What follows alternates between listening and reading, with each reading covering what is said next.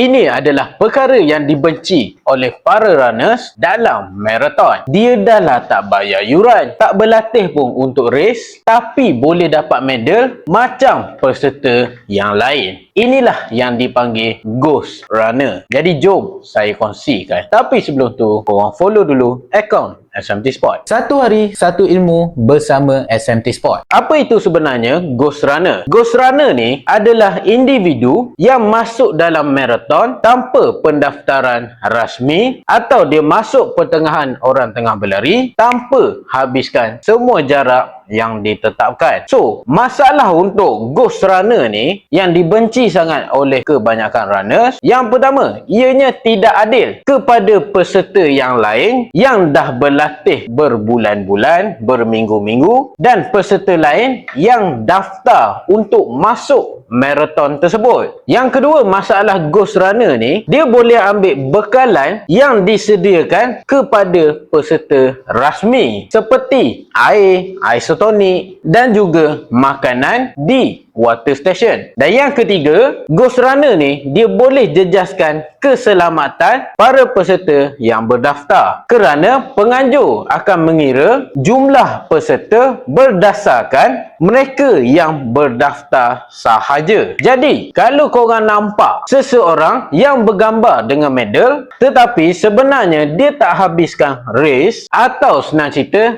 tak daftar lah dalam komuniti larian itu, benda tu dipandang serius. So, korang setuju tak ghost runner ni patut dikenakan tindakan disebabkan perbuatan dia? Cuba komen dekat bawah. Kalau korang suka dengan video ni, korang boleh like, komen dan share kepada rakan-rakan korang. Kalau korang berminat dengan kasut running, korang boleh hadir ke SMT Sport Kuala Terengganu ataupun beli secara online.